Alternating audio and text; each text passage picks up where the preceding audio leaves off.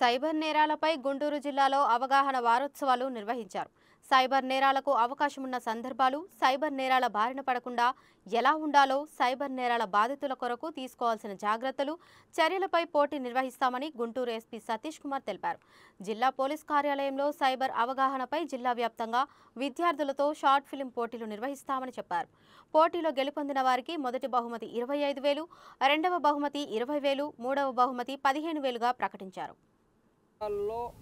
ఎక్కువ ప్రజలు అఫెక్ట్ అవుతున్నారంటే మోర్ దాన్ యాక్సిడెంట్స్ సైబర్ నేరాల వల్ల ఎక్కువ మంది కోల్పోతున్నారు.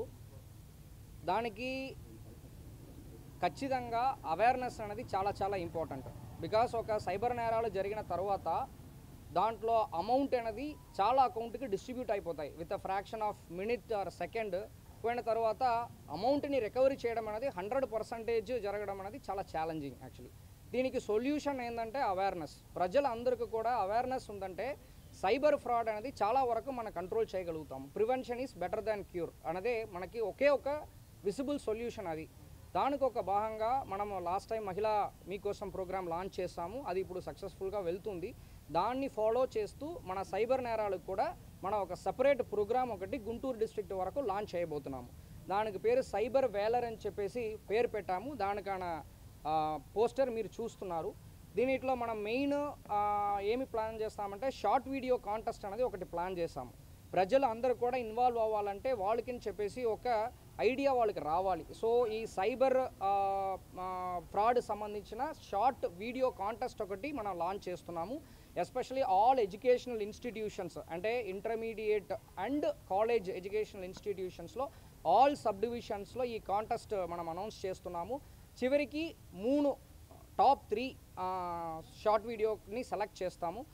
ఈ తర్వాత ఈ 1 వీక్ కూడా సైబర్ అవేర్నెస్ ర్యాలీస్ కూడా ప్లాన్ చేస్తున్నాము. అదేవిధంగా ఆర్గనైజేషన్స్ అంటే ఎక్కువ మంది రిటైర్డ్ పర్సనల్స్ చాలామంది కోల్పోతున్నారు. ఇప్పుడు అది కూడా ఏజ్ వైజ్ కూడా డివైడ్ చేస్తున్నాము. ఎస్పెషలీ మనం చూసామంటే మ్యాక్సిమం సైబర్ ఫ్రాడ్లు అఫెక్ట్ అయిన వాళ్ళు 50 సంవత్సరానికి పైన ఉన్న వాళ్ళు ఎక్కువ మంది అఫెక్ట్ అవుతున్నారు. బికాస్ వాళ్ళ దగ్గర సేవింగ్స్ ఉంటాయి.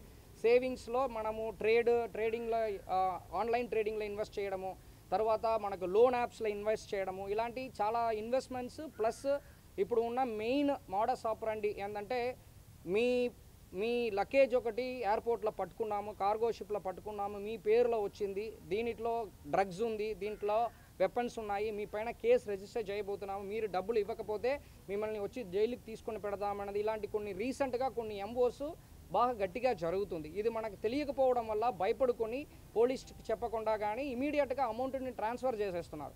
దీని అన్నిటిని కూడా మనము పోస్టర్స్ డిజైన్ చేయడం జరిగింది. సో ఈ ర్యాలీస్లో ఆ పోస్టర్స్ని చూపించి ఆల్ పబ్లిక్తో పాటు కూడా ఈ పోస్టర్స్ని చిన్న వీడియోస్ కూడా నేను చేశాను. ప్రతి ఒక్క ఎంఓ ఎలాగా ఈ క్రైమ్ ఎలాగా జరుగుతుందని చెప్పేసి ఆల్మోస్ట్ 7 to 8 షార్ట్ వీడియోస్ కూడా ఒక్కొక్క ఎంఓకి నేను క్రియేట్ చేస్తాను. అది కూడా సర్క్యులేట్ చేస్తాను.